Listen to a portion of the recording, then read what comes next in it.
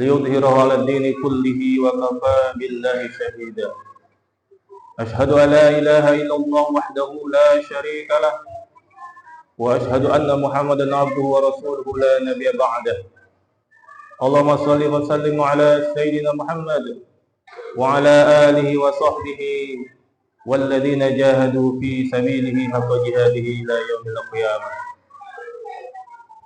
أما بعد أيها الحاضرون أوصيكم ونفسي بتقوى الله وطاعته لعلكم ترحمون قال الله تعالى في كتابه الكريم بعد أعوذ بالله من الشيطان الرجيم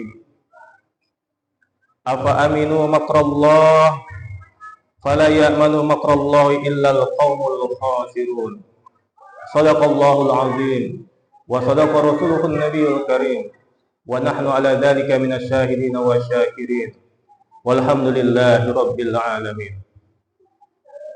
Hadirin saudaraku seiman, sidang Jumat yang dimuliakan Allah Subhanahu wa taala. Syukur kita tak terhingga kepada Allah Subhanahu wa taala. Karena Allah juga memberikan kita nikmat yang luar biasa banyak tak terhingga. Sebagaimana firman-Nya, "Wa in ta'udu nikmatallahi la tuhsuha." Kalau kalian hendak hitung nikmat Allah, pasti kalian tidak akan mampu menghinggakan. Semoga dengan syukur nikmat yang kita lakukan atas segala nikmat yang Allah berikan, kita mendapatkan apa yang Allah janjikan, yaitu berupa tambahan nikmat dan terlepas dari azabnya yang pedih.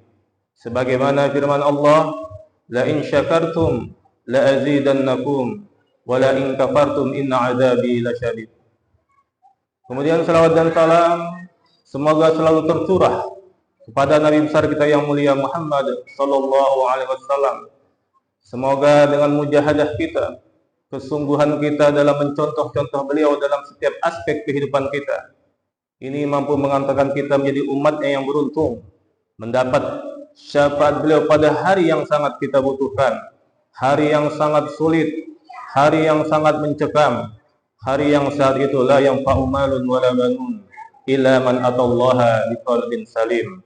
Hari yang saat itu tak lagi manfaat harta yang kita kumpul banyak-banyak, rumah yang kita bangun megah-megah, sawah ladang yang kita beli luas-luas, kecuali semua itu kita niatkan karena Allah dan terbawa amal soleh yang kita buat suatu hidup di atas dunia yang singkat. Hadirin sidang Jumat yang dimuliakan Allah Subhanahu wa taala. Dalam Al-Qur'an surah Al-Mulk ayat 2 Allah ada firman di sana, "Alladzi khalaqal mauta wal hayata liyabluwakum ayyukum ahsanu amala wa huwal azizul ghafur." Dialah Allah yang menciptakan ada kematian dan kehidupan. Liyabluwakum ayyukum ahsanu amala, untuk menguji kamu siapa di antara kamu yang baik amalnya. Wa huwal azizul ghafur, dan dialah yang maha perkasa lagi maha pengampun. Sidang Jumat yang dimuliakan Allah Subhanahu wa taala. Ayat ini menegaskan kepada kita bahwa hidup dan kehidupan di atas dunia ini adalah ujian. Selagi kita hidup di atas dunia ini, kapanpun dan dimanapun ujian akan menerpa kita. Apakah kita sedang sendiri atau sedang ramai, di rumah atau di tempat kerja, Allah akan kasih ujian dimanapun dan kapanpun kita berada. Di rumah Allah uji kita, apakah kita akan menjadi bapak atau suami yang baik, yang mampu bertanggung jawab terhadap keluarganya, memberi pemahaman agama kepada istri dan anak-anaknya. Allah uji kita, apakah kita mampu bertetangga dengan baik. Di tempat kerja Allah uji kita. Kalau kita yang berprofesi sebagai pedagang, Allah uji apakah ketika kita berjualan kurangi timbangan atau tidak. Kalau kita yang berprofesi sebagai guru, Allah uji kita. Apakah kita mengajar hanya sekedar mengajar tanpa memperhatikan nasib generasi bangsa ini? Kalau kita profesi sebagai dokter, Allah uji kita. Apakah benar kita menjalankan profesi kita untuk menjadikan orang yang sakit menjadi sehat, atau sekedar hanya mencari rupiah saja? Dan kita yang kerja di kantor, Allah uji kita. Apakah kita ketika bekerja korupsi atau tidak? Dan kita yang sebagai penegak hukum, Allah uji kita. Apakah kita adil atau tidak? Apakah kita menjadi mafia hukum atau kita jujur dalam penegakan hukum? Kapanpun, dimanapun, apapun profesi kita, kita akan selalu diuji Allah selagi kita masih hidup di atas muka buminya ini. Sidang Jumat yang dimuliakan Allah Subhanahu wa Ta'ala. Dan hasil dari ujian kehidupan ini adalah ketika kita menerima hijajah hidup kita, apakah husnul khotimah atau su'ul khotimah. Maka selama kita belum menerima ijazah hidup kita, kita tidak boleh merasa aman dan berputus asa dengan Allah Subhanahu wa Ta'ala. Kalau kita sekarang ini sudah baik, sholat kita sudah bagus, kewajiban kita sudah mampu ditunaikan, tak boleh merasa aman dari murka Allah. Karena boleh jadi ketika kita menerima ijazah hidup kita, kita tidak berhasil, gagal, su'ul khotimah. Maka dengan tegas Allah sindir bagi mereka yang sudah merasa baik, sebagaimana disebutkan pada ayat di muqaddimah. Allah firmankan, fala ya'manu makrallah ilal qaumul khasirun. Maka tidaklah ada yang merasa aman dari murkanya Allah kecuali orang yang merugi. Dan selagi kita masih hidup di atas muka bumi ini, tak boleh putus asa. Kalau seandainya kita ini belum mampu taat kepada Allah, kita masih pelaku maksiat, tak boleh putus asa. Justru Allah larang kepada orang yang berputus asa. Innahu la yai'asu min rahmatillah illal qaumul kafirun. Sungguh mereka yang putus asa dari rahmat Allah itu orang kafir saja. Orang Islam tak boleh putus asa dari rahmat Allah. Sidang Jumat yang dimuliakan Allah Subhanahu wa Ta'ala. Maka selama kita hidup di atas muka bumi ini, kita tak boleh merasa aman dari murka Allah dan tak boleh putus asa dari rahmat Allah Subhanahu wa Ta'ala.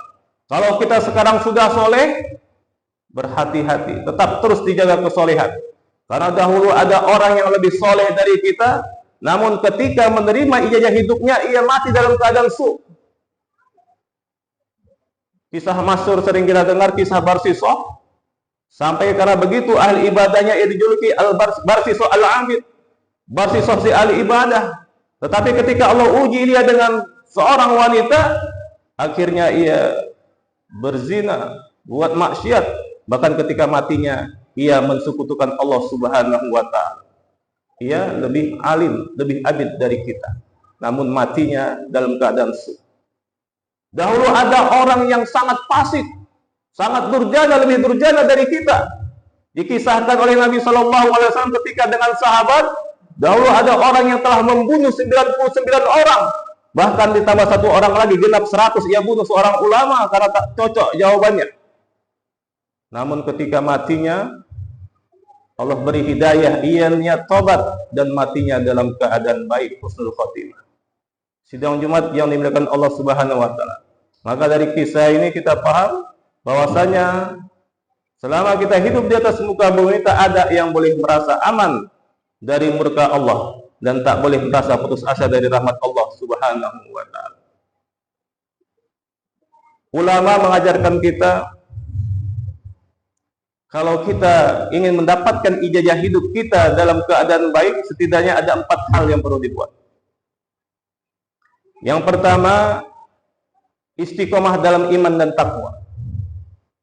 Dimanapun dan kapanpun, tetap taati Allah Subhanahu wa Ta'ala. Karena kita tak tahu, walaupun kita sering taat, pas kebetulan kita maksiat, di situ Allah cabut nyawa kita. Nabi SAW ada bersabda, yub'atsu kullu 'abdin 'ala ma mata 'alaihi. Nanti seorang hamba akan dibangkitkan pada hari kiamat tergantung bagaimana keadaan matinya. Walaupun ia seorang alim, seorang soleh, tetapi kalau matinya dalam keadaan su', maka ia akan dibangkitkan pada hari kiamat dalam keadaan menderita. Walaupun ia ahli maksiat selama hidupnya, tetapi kalau ia menerima ijazah hidupnya dalam keadaan husnul khotimah, maka akan Allah bangkitkan nanti pada hari kiamat dalam keadaan berbahagia. Ketika ulama menjelaskan tentang hadis ini, ulama memberikan penjelasan ayyub'asu ala ma yamutu ala ma asa wa yub'asu ala dzalik. Jadi nanti kata ulama, manusia itu biasanya akan dimatikan bagaimana keadaan hidupnya sehari-hari. Maka kalau sehari-harinya ia itu mentaati Allah, selalu istiqomah untuk taat kepada Allah, maka kemungkinan besar ia akan mati dalam keadaan husnul khotimah. Yamutu ala ma'asa, akan dimatikan bagaimana kebiasaan hidupnya. Kalau kita kepingin mati ketika kita dalam ibadah, maka hari-hari perbanyak ibadah. Kalau hari-hari kita isi hanya keluar dari satu tempat maksiat ke tempat maksiat lain, maka jangan harap atau sedikit peluang kita akan mati dalam keadaan ibadah. Tidak pun ada keterangan ulama secara akal yang sehat, kalau habis waktu kita di tempat maksiat dan berbuat maksiat, maka kemungkinan besarnya kita juga akan dimatikan dalam keadaan maksiat. Tapi kalau kita hari-hari selalu dalam ketaatan, selalu dalam ibadah kepada Allah, maka kemungkinan besar matinya juga akan dalam keadaan taat kepada Allah Subhanahu wa taala. Sidang Jumat yang dimuliakan Allah Subhanahu wa taala. Kemudian kata ulama, kalau mau kita itu mendapatkan mati yang baik, selalu ikhlaskan niat dalam setiap amal.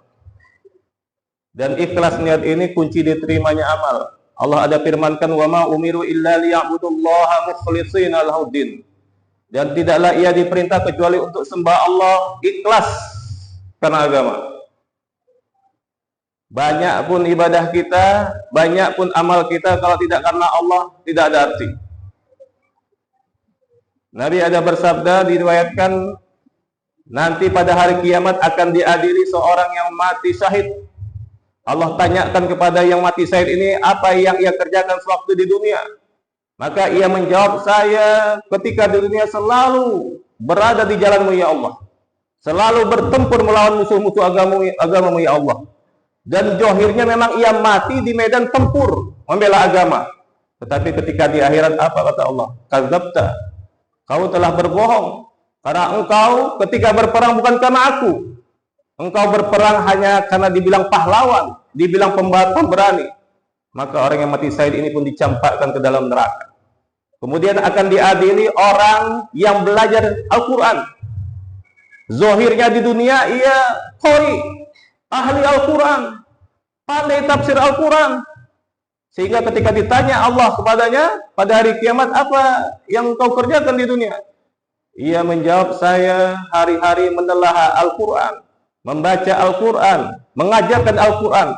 Tapi di akhirat Allah jawab, kadzabta, kau telah berbohong. Sungguh ketika di dunia kamu belajar Al-Quran hanya kepingin dibilang orang ahli Al-Quran, seorang qori, seorang alim, maka Allah campakkan orang tadi ke dalam neraka. Lalu akan diadili nanti pada hari kiamat, kata Nabi, seseorang yang dermawan, banyak hartanya, hari-harinya bersedekah dengan hartanya. Allah tanyakan kepadanya, apa yang engkau lakukan sewaktu di dunia? Ia menjawab, engkau ya Allah berikan aku banyak harta dan kusedekahkan harta itu di jalan-Mu ya Allah. Aku kebagikan kepada mereka yang memerlukannya. Tetapi ketika di akhirat Allah jawab kepadanya, kadzabta, kamu telah berbohong. Sungguh ketika di dunia engkau membagi-bagikan harta hanya kepingin dibilang dermawan, kepingin dibilang orang yang baik dan disegani, dihormati orang lain. Maka Allah campakkan orang tadi ke dalam neraka. Inilah pentingnya ikhlas. Hadirin sidang Jumat yang dimuliakan Allah Subhanahu wa taala. Maka perlu bagi kita dalam setiap amal kita, meskipun tak banyak, ikhlas tak boleh hilang dalam hati kita kepada Allah. Baru yang ketiga kata ulama, kalau kita ingin mendapatkan ijazah hidup kita dalam keadaan husnul khatimah, selalu banyak berdoa. Bahkan dalam sebuah riwayat Imam Tirmidzi, Nabi ada bersabda, tiada yang bisa menolak atau merubah takdir kecuali dengan doa. Boleh jadi Allah takdirkan kita matinya tapi dengan doa kita akan mendapatkan kematian yang baik. Ada doa yang diajarkan, Allahumma inni a'udzubika bi an usrika bika wa ana a'lam wa a'udzubika lima la a'lam. Ya Allah, aku berlindung kepadamu dari menserikatkan kamu yang aku tahu itu syirik, dan aku memohon ampunan kepadamu dari perbuatan syirik yang tidak aku ketahui. Bisa juga kita selalu berdoa sebagaimana yang kita sebut ketika habis salat atau kita aminkan, Allahumma khtim lana bi husnil khatimah wa la takhtim alaina bi su'il khatimah. Ya Allah, matikanlah aku dalam keadaan baik, jangan engkau matikan aku dalam keadaan buruk. Jadi doa ini mutlak selalu kita panjatkan kalau kita kepingin menerima ijazah hidup kita sukses dalam keadaan husnul khatimah. Baru kata ulama, kalau kita kepingin menerima ijazah hidup kita dalam keadaan baik, selalu basahi lisan kita dengan zikrullah, kalimat thayyibah. Subhanallah, alhamdulillah, wa la ilaha illallah, wallahu akbar. Ada abdul zikri, la ilaha illallah itu kita ulang-ulang di senggang-senggang waktu kita. Jadi harapannya ketika kita mengisi waktu senggang kita, tak kita buat aktivitas tapi kita berzikir, kita menemui ajal kita dalam keadaan zikrullah, dan insya Allah kita akan termasuk husnul khotimah. Sidang Jumat yang dimuliakan Allah Subhanahu wa taala.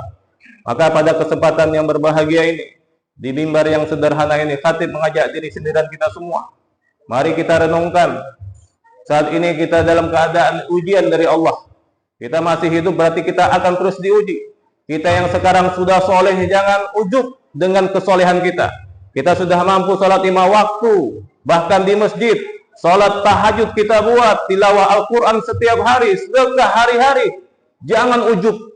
Ketika ujub saja sudah salah, apalagi merendahkan yang orang lain yang kita anggap masih buat maksiat. Ujubnya saja sudah salah, karena kita masih diuji Allah. Selama kita belum menerima ijazah hidup kita masih belum aman dari murka Allah Subhanahu wa taala. Kalau sekarang ternyata kita masih banyak maksiat, sholat kita belum lengkap 5 kali sehari semalam. Kadang kita juga masih buat maksiat judi, mungkin yang lainnya masih kita buat. Jangan putus asa, tetapi jangan ditunda-tunda untuk bertobat. Karena kita tidak tahu, boleh jadi belum sempat bertobat kita sudah Allah ambil Subhanahu wa taala.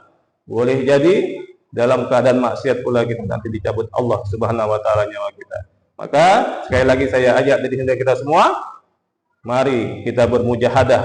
Setidaknya kita amalkan apa yang dikatakan ulama ini. Keempat tips ini kita amalkan, insya Allah. Kalau kita terus istiqomah amalkan ini, kita akan menerima ijazah hidup kita dalam keadaan baik atau husnul khatimah.